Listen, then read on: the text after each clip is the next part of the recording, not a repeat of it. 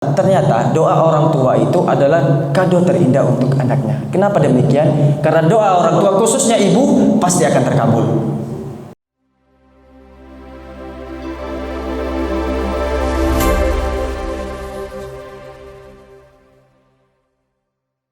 Alhamdulillah, alhamdulillahilladzi bi ni'matihi tatimmus shalihat. Wassalatu wassalamu ala nabiyyina Muhammadin sallallahu alaihi wasallam.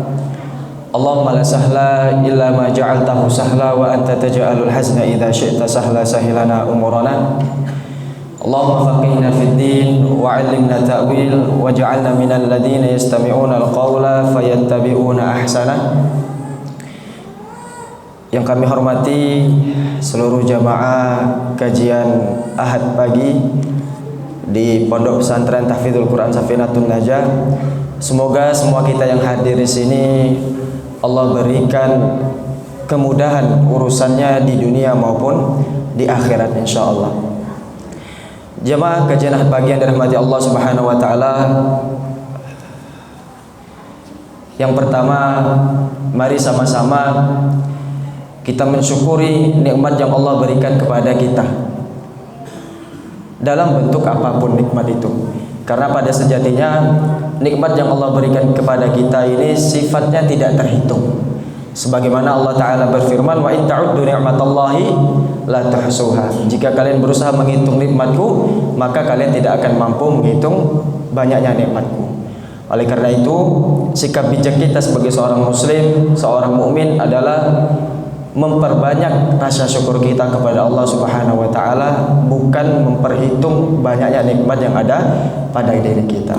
Tentunya dari sekian banyak nikmat, ada satu nikmat yang harus sangat-sangat kita perhatikan dan harus kita syukuri.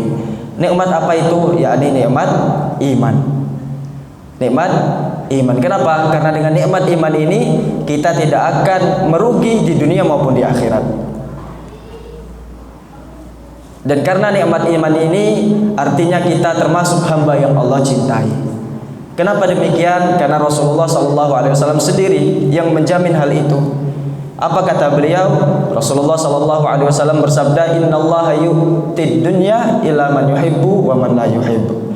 Allah itu memberikan nikmat dunia berupa harta, anak, kekayaan, jabatan, keterkenalan, ila man yuhibbu wa man la yuhibbu, kepada orang yang ia cintai maupun yang tidak dia cintai, kepada orang muslim maupun orang kafir, yang sholat maupun tidak sholat. Allah beri nikmat dunia itu, bisa makan, bisa bernafas dan lain sebagainya. Wala yu'til iman ila man yuhibbu. Tetapi Allah tidak memberikan nikmat iman kecuali kepada orang-orang yang dia cintai. Dulu kita pernah mendengar satu kalimat dari seorang syekh bahwasanya seluruh nikmat ini yang ada pada diri kita bisa menjadi bencana kecuali nikmat iman. Kami sempat berpikir, maksudnya bagaimana? Ternyata semakin kesini, semakin kita mendapati bukti nyata dari perkataan tersebut. Semua nikmat kecuali nikmat iman itu bisa jadi bencana bagi seorang hamba. Kenapa demikian? Di hadis yang lain Rasulullah juga pernah bersabda membicarakan terkait nikmat tadi, dua nikmat yang dimana manusia banyak lalai daripadanya. Apa itu?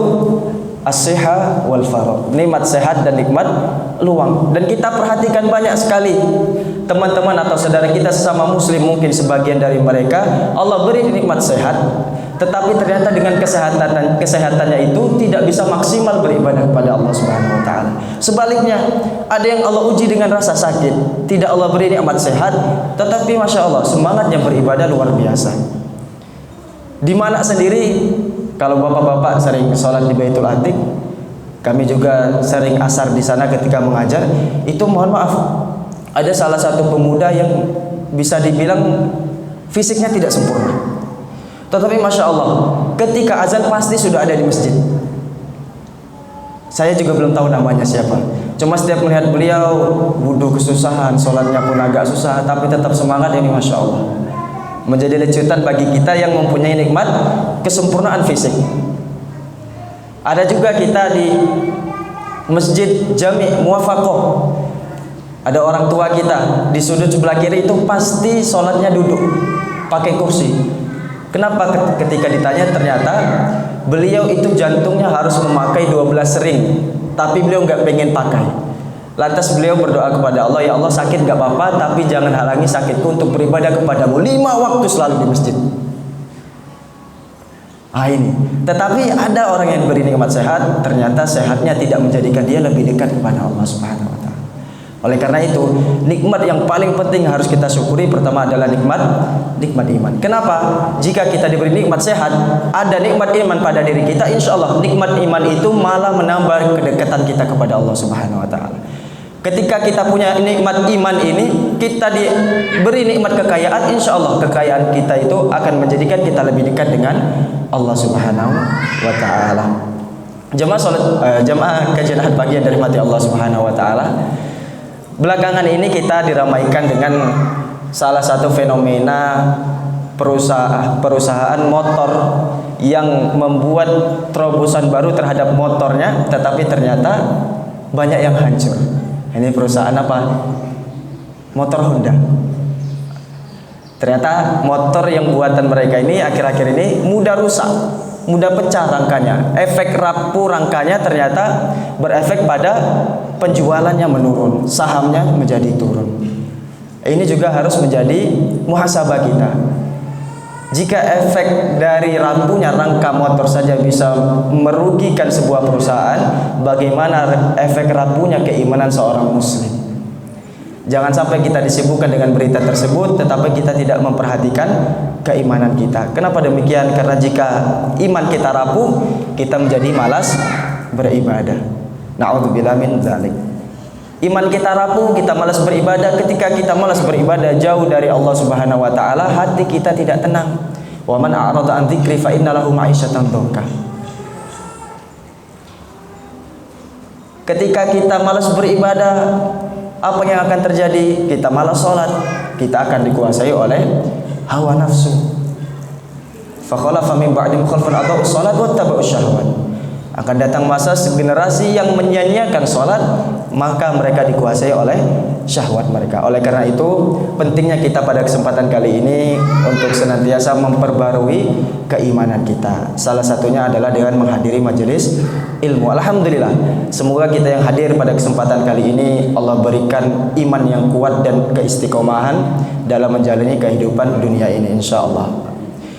Jemaah kajian pagi yang dirahmati Allah Subhanahu wa taala, salawat dan taslim tak lupa kita aturkan kepada Nabi kita Nabi Muhammad sallallahu alaihi wasallam, suri tauladan kita, Nabi kita, sosok yang sama-sama kita rindukan, yang dimana kita bersama mengharapkan syafaat dari beliau sallallahu alaihi wasallam. Kita yang mengaku mencintai Nabi Muhammad sallallahu alaihi wasallam, yang mengaku ingin bertemu atau berjumpa dengan beliau di surga, hendaknya kita senantiasa mengikuti sunnah-sunnah beliau dan memperbanyak salawat kepada beliau. Kenapa demikian? Karena sering kami sampaikan di kesempatan ceramah kami ataupun di khutbah Jumat kami, salah satu hadis yang Masya Allah, yang dimana jika kita mengamalkan amalan ini, Rasulullah SAW menjamin akan memberikan syafaatnya. Apa itu? Man shalla alayya hina yusbi asyran wa hina yumsi asyran adarakathu syafaati. Barang siapa yang membiasakan lisannya bersolawat kepadaku di pagi hari 10 kali, di sore hari 10 kali, maka dia adalah orang yang paling berhak mendapatkan syafaatku.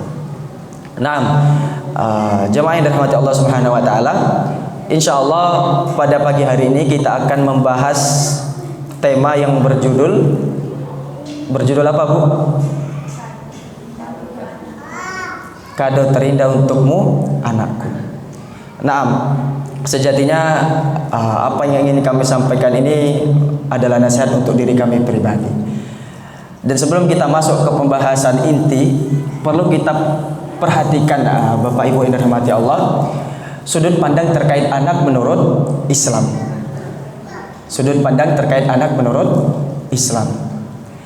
Di zaman kita sekarang ada beberapa negara yang terancam peradabannya akan hancur. Ada beberapa negara yang peradabannya terancam hancur. Kenapa? Karena salah satu indikasi sebuah negara atau peradaban itu akan berlanjut adalah adanya generasi penerus. indikasi negara atau peradaban itu akan berlanjut atau akan bangkit berkembang, indikasinya salah satunya adanya generasi penerus. Tetapi ternyata ada di beberapa negara itu pemerintahnya pusing. Kenapa pusing? Generasinya tidak ingin menikah dan tidak ingin punya anak. Adapun yang menikah tidak ingin punya anak. Kenapa? Karena sudut pandang mereka berbeda dengan kita dalam perihal anak. Kita sebagai seorang muslim diajarkan bahwasanya anak itu sebagai penyejuk mata, qurrata ayun. Jadi fitrahnya seorang muslim ya ingin punya anak. Nggak ada seorang muslim yang nggak ingin punya anak. Berbeda dengan negara-negara yang kita sebut tadi. Mereka menganggap anak ini sebuah hal yang menyusahkan. Harus dirawat dari kecil sampai besar. Ketika besar ternyata dititipkan orang tuanya ke panti jompo. Ini bagi mereka menyusahkan. Islam juga memandang anak adalah sebagai suatu peluang amal jariah. Sebagaimana kita tahu di salah satu hadis Nabi Muhammad SAW, beliau bersabda, "Idza matal insan atau idza matal ibni Adam inqata'a amaluhu illa min thalath." Jika anak Adam wafat, maka terputuslah amalnya kecuali 3 perkara. Salah satunya apa? Waladun sholih yad'ulah. Anak soleh yang mendoakan orang tuanya. Sedangkan orang atau negara yang terancam tidak ada generasi penerus ini, mereka tidak percaya kehidupan setelah kematian, sehingga memutuskan tidak ingin memiliki anak. Islam juga memandang anak sebagai wasilah untuk mendapatkan cintanya Allah Subhanahu wa taala. Maksudnya apa? Ketika Allah Ta'ala berfirman, "Qul in kuntum tuhibbunallah fattabi'uni yuhibbukumullah." Muhammad katakanlah, sallallahu alaihi wasallam, katakanlah kepada umatmu, jika kalian mencintai Allah, fattabi'uni, ikutilah aku, yuhibbukumullah wa yaghfir lakum. Ketika kalian melakukan itu, Allah akan mencintai kalian. Jadi memiliki banyak anak merupakan salah satu wasilah mendapatkan cintanya Allah. Kenapa? Karena kita mengikuti sunnah Rasulullah SAW. Dan Rasulullah SAW bersabda, "Fa inni mukatsirun bikum al-umam." Aku bangga terhadap kalian nanti di hari kiamat atau di yaumil qiyamah. Kenapa Rasulullah bangga? Karena banyaknya pengikutku. Artinya apa? Banyaknya generasi atau anak-anak dari golongan muslimin. Ini sudut pandang terkait anak yang Islam sampaikan. Dan adapun Al-Quran sendiri membicarakan terkait anak ini menjadi 4 golongan atau 4 keadaan. Yang pertama, anak itu sebagai penenang hati, sebagai penyejuk jiwa. Yang kedua, anak itu juga bisa menjadi perhiasan dunia. Nanti akan kita bahas. Yang ketiga, anak itu Al-Quran membicarakan terkait anak juga menjadikan anak sebagai fitnah atau ujian bagi kita sebagai orang tua atau kita yang nantinya akan menjadi orang tua. Al-Quran juga membicarakan terhadap anak atau terkait anak bahwasanya anak itu bisa menjadi musuh bagi kita. Apa maksud poin-poin ini? Yang pertama, Al-Quran membicarakan terkait anak bahwasanya anak adalah penenang hati, penyejuk jiwa dan pemimpin orang-orang yang bertakwa. Maksudnya apa? Hal ini terangkum dalam satu firman Allah di dalam surat Al-Furqan ayat 74. Allah Ta'ala berfirman, "Rabbana hablana min azwajina wa dzurriyyatina qurrata a'yun waj'alna lil muttaqina imama." Ya Allah, hablana, berikanlah kepada kami, karuniakanlah kepada kami min azwajina, dari pasangan-pasangan kami dan keturunan kami, qurrata a'yun, penyejuk mata kami, penyejuk hati kami. Waja'alna lil muttaqina imama, dan jadikanlah kami imam bagi orang-orang bertakwa. Para ulama fasir mengatakan maksud qurrata a'yun dalam ayat ini adalah anak yang soleh. Maksud qurrata a'yun juga adalah anak yang taat kepada Allah, anak yang berbakti kepada orang tua, bermanfaat bagi agama dan bangsa. Tentunya kita sebagai orang tua berharap anak kita ini masuk golongan pertama ini, anak yang qurrata a'yun. Tetapi perlu kita ketahui Bapak Ibu, tipikal anak yang qurrata a'yun ini tidak lahir begitu saja. Perlu doa, usaha, keringat, bahkan biaya untuk menjadikannya demikian. Bagaimana caranya nanti akan kita bahas.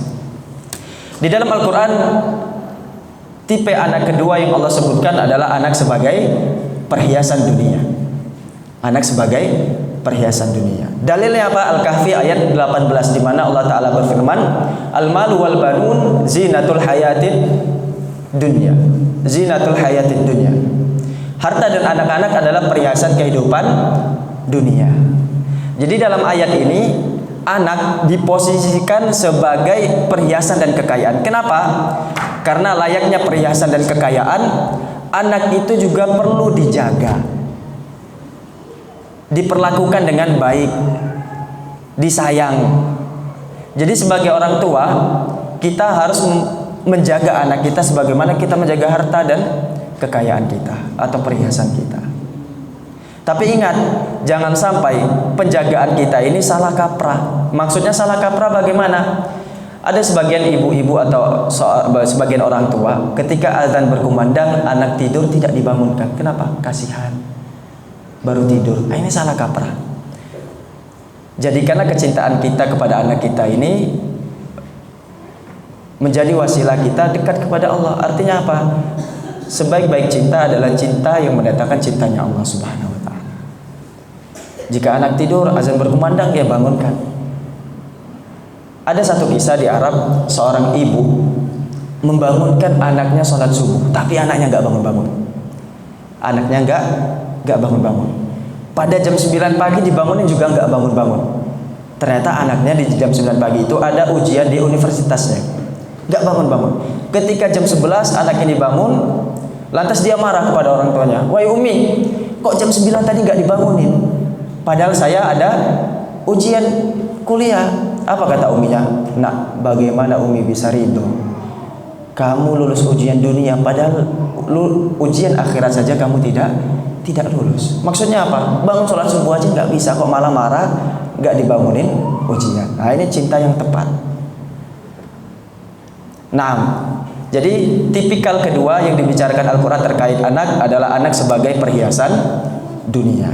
Yang ketiga, Al-Quran berbicara terkait anak adalah anak sebagai fitnah atau ujian bagi orang tua. Maksudnya apa? Di dalam surat At-Taghabun ayat 15 Allah Ta'ala berfirman, Innama amwalukum wa auladukum fitnah wallahu indahu ajrun azim. Sesungguhnya hartamu dan anak-anakmu adalah fitnah. Fitnah di sini maksudnya apa? Maknanya adalah cobaan atau ujian bagimu. Jadi kenapa anak ini dikatakan fitnah, ujian? Karena pada sejatinya anak yang kita punya ini adalah titipan yang Allah berikan kepada kita. Anak yang ada dan menjadi keturunan kita ini adalah amanah yang Allah berikan kepada kita dan harus kita jaga. Oleh karena itu, orang yang amanah terhadap amanahnya artinya dia menjalankan amanahnya dengan tepat. Anak sebagai amanah, kita harus jalankan amanah ini dengan tepat. Anak bermakna fitnah juga maksudnya adalah di ayat Al-Munafiqun ayat 9 Allah Ta'ala berfirman, Ya ayyuhalladzina amanu la tulhikum amwalukum wala auladukum an dzikrillah. Anak bermakna ujian juga bahwasanya di sini Allah mengingatkan, jangan sampai hartamu dan anak-anakmu melalaikan kamu dari mengingat Allah Subhanahu wa ta'ala. Ini makna anak sebagai ujian. Yang pertama maksudnya adalah anak itu amanah yang harus kita jaga. Yang kedua maknanya anak sebagai ujian adalah bahwasanya jangan sampai kita mempunyai anak tapi malah menjadikan kita lebih jauh atau lalai terhadap perintah-perintah Allah Subhanahu wa ta'ala. Yang keempat, di dalam Al-Quran Allah berbicara terkait anak bahwasanya anak itu adalah musuh orang tua. Maksudnya apa? Di surat yang sama At-Taghabun ayat 14 Allah Ta'ala berfirman, Ya ayyuhalladzina amanu inna min azwajikum wa auladikum aduwwan lakum fahdharuhum. Wahai orang-orang yang beriman, sesungguhnya istri-istri kalian. Istrinya pakai jamak ya Pak, artinya banyak. Satu apa banyak Bu? Satu aja. Alhamdulillah. Inna min azwajikum wa auladikum. Istri-istri kalian dan anak-anak kalian aduwwan lakum adalah musuh kalian, fahdharuhu, maka berhati-hatilah. Apa maksudnya anak itu musuh? Sebagian mufassir menjelaskan maksud anak sebagai musuh di sini adalah anak itu bisa jadi penghalang orang tuanya untuk lebih dekat kepada Allah Subhanahu wa taala. Sebagaimana terjadi di zaman Rasulullah SAW, ada sebagian sahabat hendak hijrah dari Mekah ke kota Madinah terhalangi oleh anak dan istrinya. Kaitannya dengan zaman kita sekarang, berapa banyak bapak-bapak misalnya sholatnya terlalaikan karena sibuk mengurus anaknya atau sibuk mengurus istrinya. Nah, ini jangan sampai. Contohnya banyak, insya Allah lain waktu kita akan membahasnya. Nah, arti lain atau makna lain dari aduwwal lakum, anak itu adalah musuh, sebagian mufassir mengatakan anak itu sebagai musuh adalah nanti di hari kiamat. Kenapa? Yauma yafirrul mar'u min akhi, hari di mana seseorang itu, anak itu lari dari orang tuanya, orang tua berlepas diri dari anaknya. Suami tidak peduli dengan istrinya, istri tidak peduli dengan suaminya. Kenapa? Karena saking mencekamnya waktu itu, dan sebagian orang menuntut haknya kepada orang lain. Anak menuntut hak kepada orang tuanya, orang tua menuntut pahala dari anaknya, dan lain sebagainya. Nah, ini makna anak itu sebagai musuh. Oleh karena itu, agar anak itu tidak menjadi musuh, maka kita harus menjadikan keluarga kita adalah keluarga yang orientasinya takwa kepada Allah Subhanahu wa ta'ala. Nah, Bapak Ibu yang dirahmati Allah Subhanahu wa ta'ala, itu tadi muqaddimah dari judul utama kita. Bahwasanya di dalam Al-Quran sendiri Allah Subhanahu wa ta'ala mengklarifikasikan anak itu ada 4 tipikal. Yang pertama apa tadi, Bu? Anak sebagai penenang jiwa, qurrata ayun. Yang kedua, anak sebagai perhiasan dunia. Yang ketiga, Pak, coba kita tes Bapak dulu. Nampaknya Bapak-bapak fokus sekali ini. Yang ketiga apa, Pak? Anak sebagai ujian, Masya Allah. Yang keempat, anak sebagai musuh. Nah, sekarang kita muhasabah.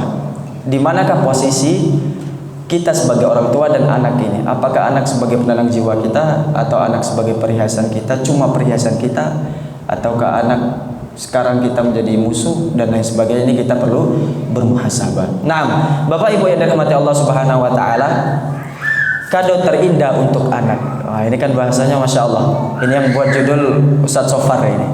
Pilihan katanya Masya Allah. Kado terindah untukmu, anakku. Apa makna kado? Kado itu ya secara bahasa pemberian. Jadi maksud dari judul ini adalah kita sebagai orang tua hendaknya memberikan pemberian terbaik untuk anak kita. Tentunya dalam kacamata syariat Islam. Sebagai orang tua hendaknya kita memberikan kado atau pemberian terbaik untuk anak kita dalam kacamata Islam. Apa pemberiannya itu? Apa kadonya itu dalam kacamata Islam? Yang pertama, kado terindah untukmu anakku, yang pertama adalah doa orang tua untuk anaknya. Doa orang tua untuk anaknya. Kenapa demikian? Rasulullah SAW bersabda, "Thalathun da'watin mustajabatun la syakku fihin." Ada 3 doa yang mustajab dan tidak diragukan lagi kemustajabannya. Apa itu? Da'watul walid, doa orang tua yang pertama. Yang kedua, da'watul musafir, doa orang yang sedang melakukan perjalanan. Yang ketiga, da'watul mazlum, doa orang yang terzalimi. Kembali ke pembahasan, ternyata doa orang tua itu adalah kado terindah untuk anaknya. Kenapa demikian? Karena doa orang tua, khususnya ibu, pasti akan terkabul. Kita pernah mendengar satu kisah yang masyhur, kisah seorang syekh atau imam Haramain, imam Masjidil Haram.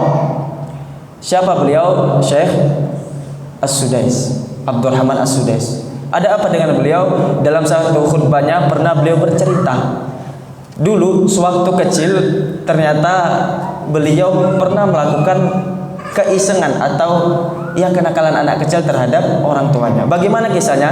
Jadi pada suatu hari keluarganya ini, keluarga Syekh Sudais ini kedatangan tamu, yang dimana kebiasaan orang Arab pada saat itu yang namanya tamu harus dijamu. Akhirnya ibunya memasak masakan. Masakan terhidangkan dengan rapi tinggal dimakan. Tiba-tiba Syekh Sudes kecil membawa tanah dan menaburnya di atas makanan. Bagaimana Bu perasaan Ibu kalau terjadi demikian? Susah-susah masak, taruh di atas meja tinggal makan, anak bawa pasir ditabur ke atas makanan. Masak lagi, memuji anak. Nah, ini yang penting. Ternyata responnya ibunya Syekh Sudes ini di luar kebiasaan siapa? Bukan saya ya. Di luar kebiasaan yang terjadi di masyarakat. Apa respon beliau? Beliau marah, ia marah, tapi perkataan yang keluar sungguh indah.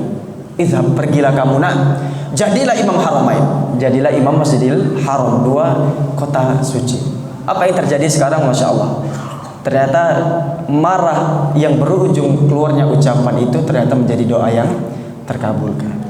Jadi sebagai orang tua, kado terindah yang bisa kita berikan kepada anak kita yang pertama adalah doa.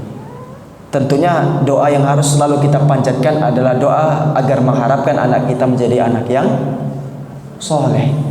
Kenapa demikian? Karena kita tahu hidayah atau kesolehan itu didapati dengan taufik dan petunjuk dari Allah Subhanahu wa taala. Salah satu wasilahnya untuk mendapatkan hidayah itu adalah dengan mendoakan anak kita. Kenapa? Karena Allah taala berfirman, "Man yahdillahu fahuwal muhtadi." Barang siapa yang diberi petunjuk oleh Allah, maka dia akan diberi petunjuk atau mendapatkan petunjuk. Wa may yudlil fa ulaika humul khasirun. Barang siapa yang Allah sesatkan, maka dia akan merugi. Artinya apa?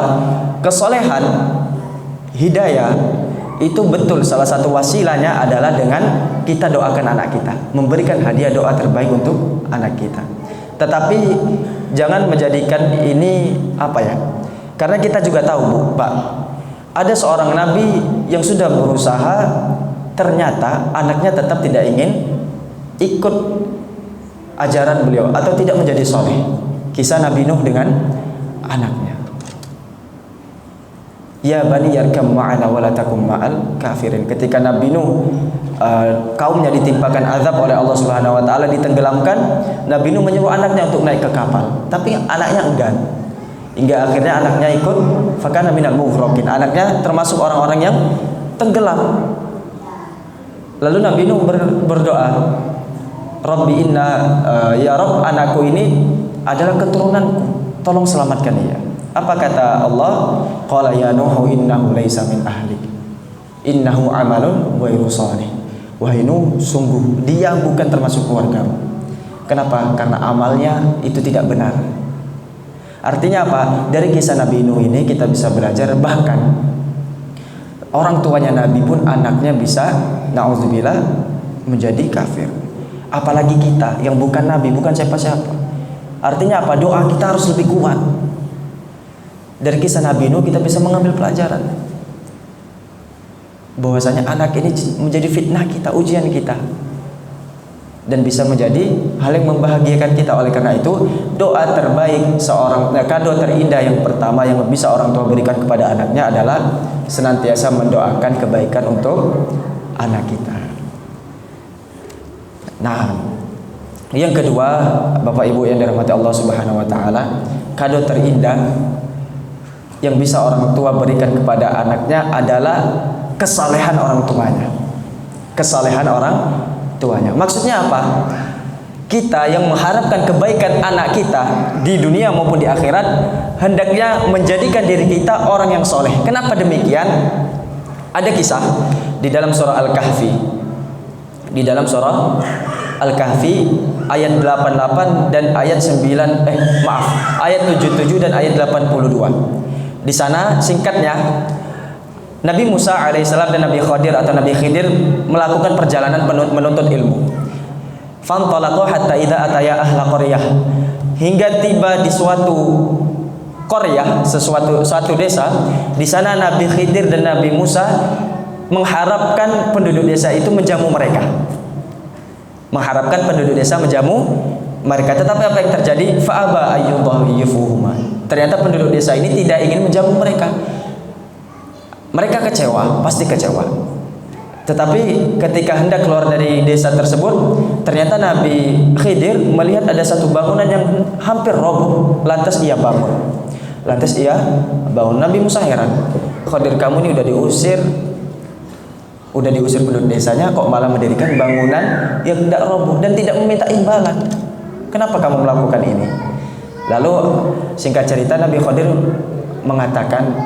mentabayunkan wa ammal jidar fakana li gulamaini yatimaini fil Madinah. Adapun rumah yang hampir roboh yang kita bangunkan tadi adalah milik dua anak yatim. Wa kana abuhuma salihah. Dan kedua anak yatim ini wa kana tahtahu kanzul lahuma. Dan di bawah rumah kedua anak yatim yang hampir roboh ini ada harta peninggalan dari kedua orang tuanya dulu. Wa kana abuhuma salihah. Dan kedua orang tuanya dulu yang wafat ini adalah orang yang saleh. Fa arada rabbuka ay yablugha ashuddahuma wa yastakhrija kanzahuma rahmatan min rabbik.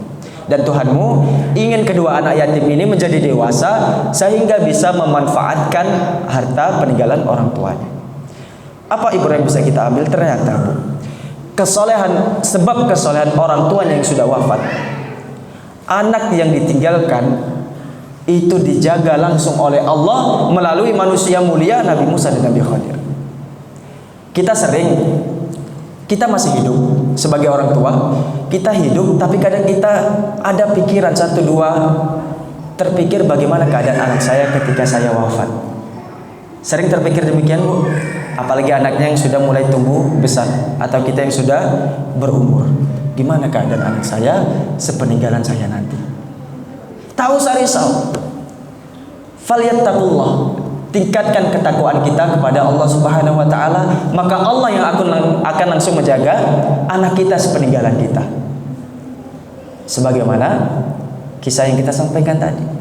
Orang tuanya soleh, dan sebagian mufasir mengatakan wa kana abuhuma, orang tuanya ini bukan orang tuanya langsung, ternyata kakeknya soleh, cucunya mendapatkan kebaikan, dijaga langsung oleh Allah Subhanahu wa taala. Sebagian mufasir menafsirkan demikian. Umar bin Abdul Aziz juga berkata, "Ma min mu'min yamutu illa hafizahullah fi aqibihi wa aqibi." Setiap mukmin yang wafat atau meninggal dunia dan semasa hidupnya dia adalah orang yang menjalankan kewajiban, maksudnya apa? Dia orang yang soleh, maka Allah akan senantiasa menjaga anak dan keturunannya kelak semasa peninggalannya. Nah, ini langsung Allah yang menjamin anak kita sepeninggalan kita. Jadi nggak perlu risau, Pak, Bu. Kita yang ada pikiran demikian, sibukkan diri kita menjadi orang yang soleh. Dan ini kado terindah sebagai orang tua untuk anaknya. Kesolehan kita semasa kita hidup. Dan ini harus kita usahakan. Nah, kado terindah ketiga, kado terindah untuk anak kita ketiga adalah apa? Yakni pendidikan yang kita usahakan. Jadi sebagai orang tua yang mengharapkan kebaikan untuk anaknya, hendaknya dia mendidik anaknya menjadi anak yang soleh. Dan ini merupakan kado terindah bagi seorang anak. Hal ini pula Allah wasiatkan di dalam surah At-Tahrim ayat 6. Allah Ta'ala berfirman, "Ya ayyuhalladzina amanu qu anfusakum wa ahlikum nara." Wahai orang-orang yang beriman, peliharalah dirimu dan keluargamu dari api neraka. Apa maksudku anfusakum? Dalam tafsir Ibnu Katsir, Ali bin Abi Thalib radhiyallahu anhu berkata, maksud ayat ini adalah adibuhum wa allimuhum. Ajarilah adab terhadap istri dan anak-anak kalian, dan ajarilah agama pada mereka. Jadi kado terindah orang tua untuk anaknya yang ketiga adalah mengajarkan mereka perkara adab dan agama. Hal ini pula diisyaratkan oleh Rasulullah SAW dalam salah satu hadisnya, "Murru auladakum bis-shalah wa hum abna'us sab'in." Perintahkanlah anakmu untuk mengerjakan sholat ketika mereka umur 7 tahun. Artinya apa? Di sini ada isyarat bahwasanya memerintahkan anak kita dan mengajari anak kita adab serta perkara agamanya merupakan kado terindah yang bisa kita berikan untuk anak kita. Ustaz, gimana kalau kita gak mampu?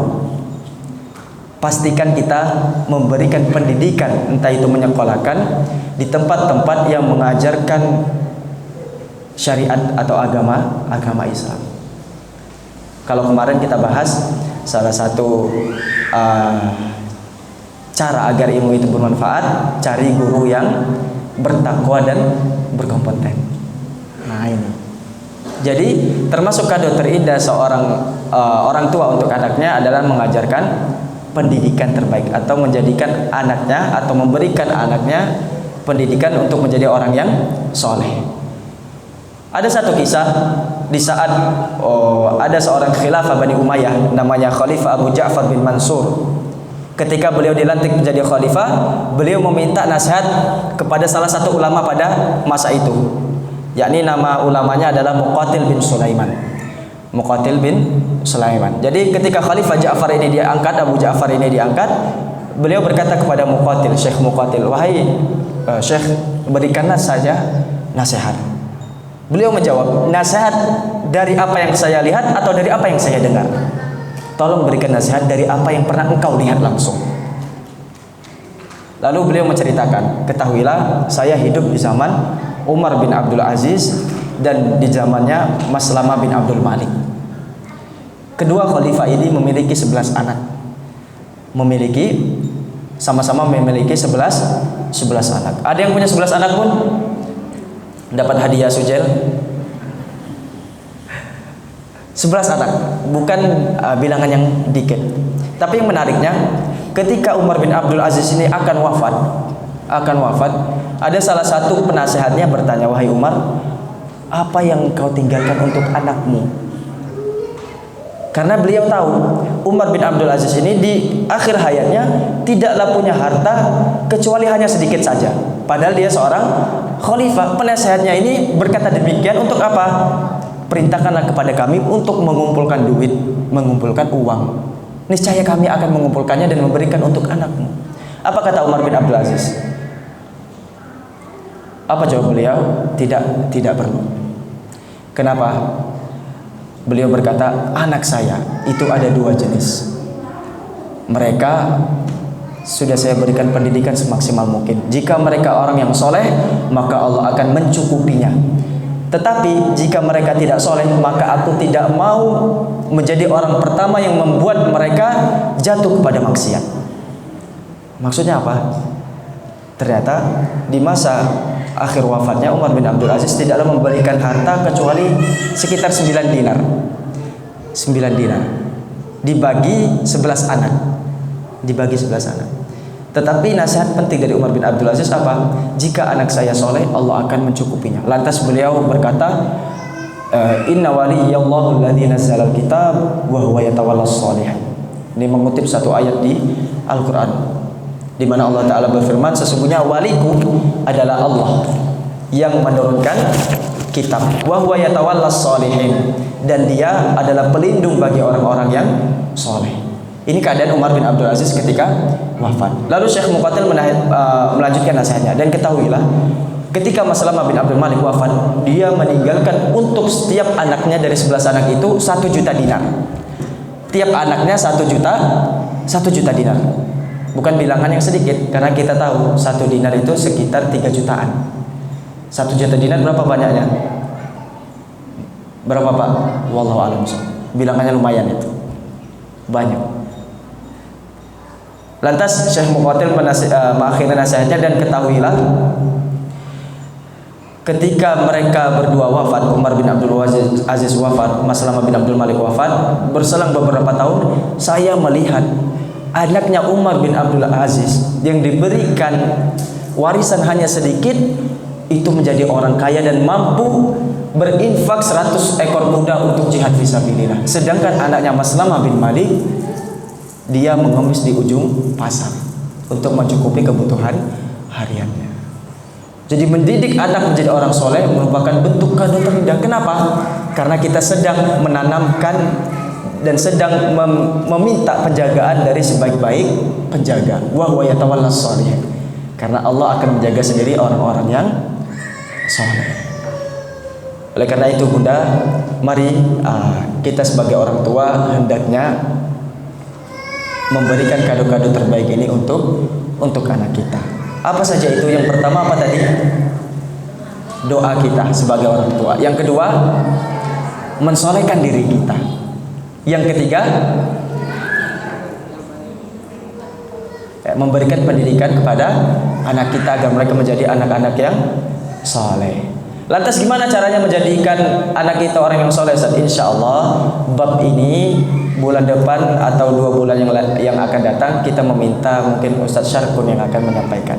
Kenapa beliau? Karena beliau sudah teruji pendidikannya, anak-anak ini menjadi anak yang soleh, hafidh-hafidh. Kalau kami anak masih kecil, masih nangis. Jadi mungkin Bunda belum percaya.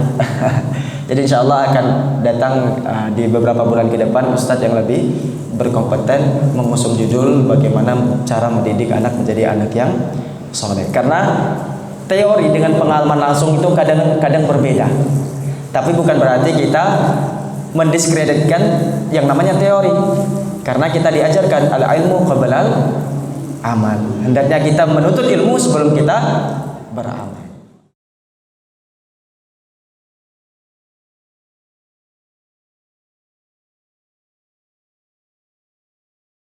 Yang namanya anak itu lahir, kita tahu salah satu dalil yang disampaikan Rasulullah SAW, anak itu lahir di atas fitrah. Maksudnya apa? Beriman kepada Allah Subhanahu wa Ta'ala, sehingga orang tuanya yang menjadikan dia seorang Muslim atau seorang Yahudi atau seorang Nasrani. Nah, dari dalil tersebut bisa kita ketahui bahwasanya salah satu faktor yang membentuk karakter anak, walaupun secara garis besar dalil ini mengatakan keimanan, tapi dari sana kita bisa belajar juga bahwasanya salah satu faktor yang mempengaruhi karakter anak itu pendidikan orang tua. Pendidikan orang tua. Entah itu orang tua langsung yang mendidik atau lingkungan hidup di mana orang tua itu tinggal. Karena anak yang lahir dari hadis itu kita bisa simpulkan ya masih fitrah, masih karakternya belum terbentuk. Jadi yang pertanyaan kedua, apa karakter itu bisa diubah atau tidak? Tentunya bisa, tentunya bisa. Kenapa demikian? Karena kita tahu dalilnya, walladzina jahadu fina lanahdiyannahum subulana. Sesungguhnya orang-orang yang berusaha menempuh jalan kami akan kami berikan kemudahan. Maksudnya apa? Ibnu Katsir mengatakan dalil ini adalah bahwasanya hidayah yang Allah berikan, kemudahan yang Allah berikan itu berbanding lurus dengan usaha yang dilakukan. Nah, kita yang ingin mengubah karakter anak kita atau diri kita sendiri ingin mengubah karakter kita, hal pertama yang kita lakukan adalah berusaha semaksimal mungkin. Apalagi nanti mau menikah, Ustaz Zulham nampaknya ya. Semoga Allah mudahkan. Harus ada beberapa karakter mungkin yang menurut kita harus diubah, harus kita ubah. Berusaha kita ubah. Hadza wallahu a'lam bishawab.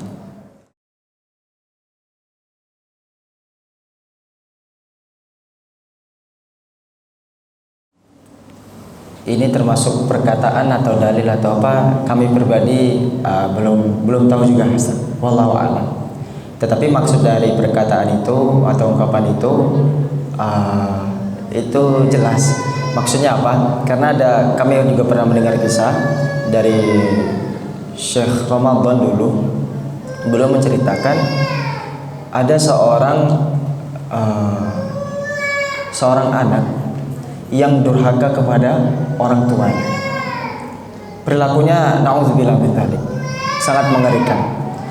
Ternyata ketika ditanya orang tuanya yang didurhakai anaknya ini, kenapa kamu bersabar terhadap hal ini? Apa kata orang tuanya? Sungguh dulu saya juga memperlakukan orang tua saya sebagaimana saya diperlakukan oleh anak saya.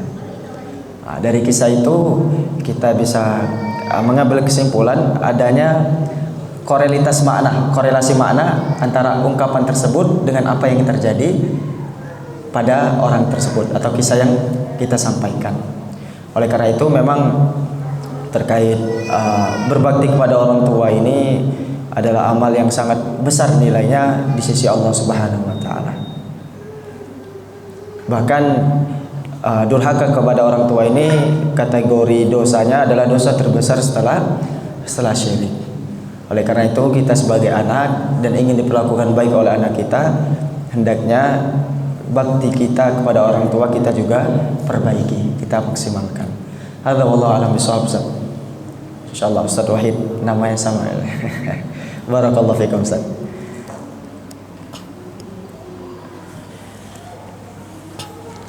Mungkin ada lagi dari Ahwat, yang dari Wan kedua, dari Ahwat ada? Enggak ada. Tulisan juga enggak apa-apa. Oh nenek, insyaallah. Pakai mana?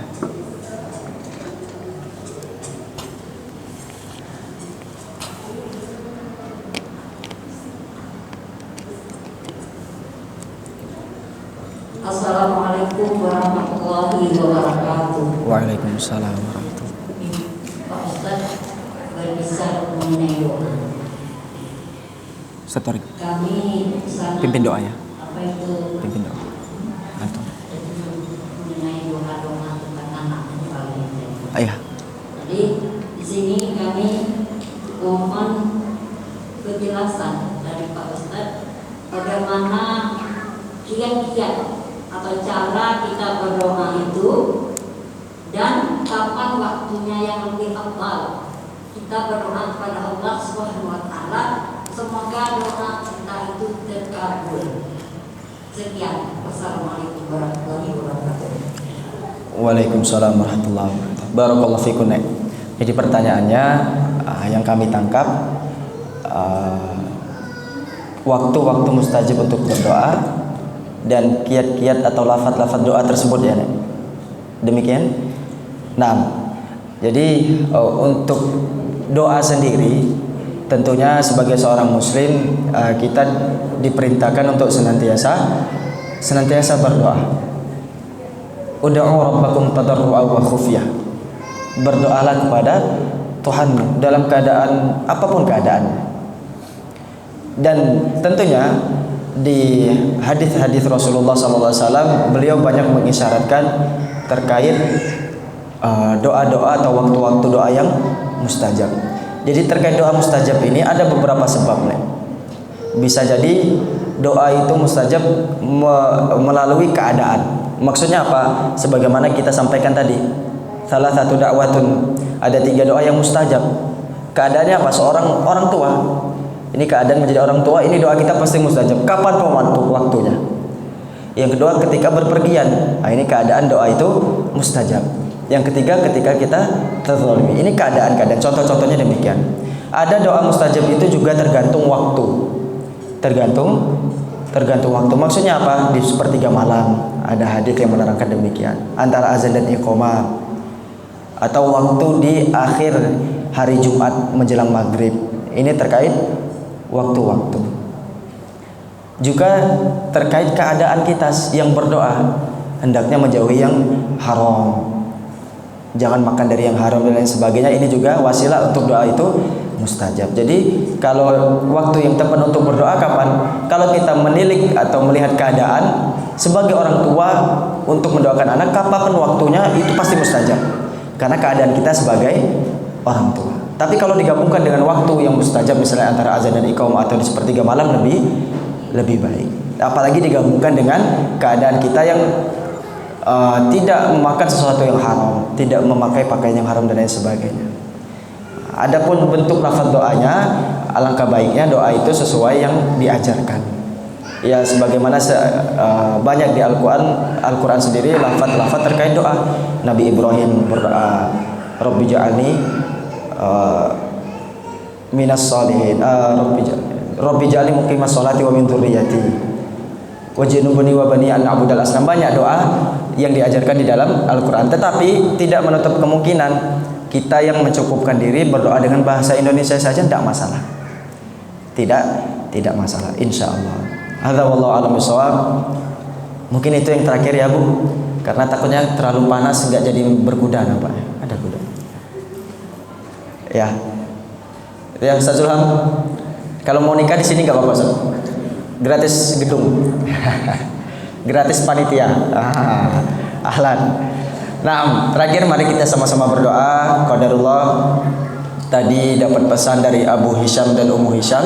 Anak beliau sedang dirawat, dua-duanya di rumah sakit, juga minta didoakan. Jadi pada kesempatan kali ini mari kita berdoa untuk seluruh kaum muslimin dan untuk diri kita, untuk kebaikan-baikan kita di dunia maupun di akhirat. Oleh karena itu pada kesempatan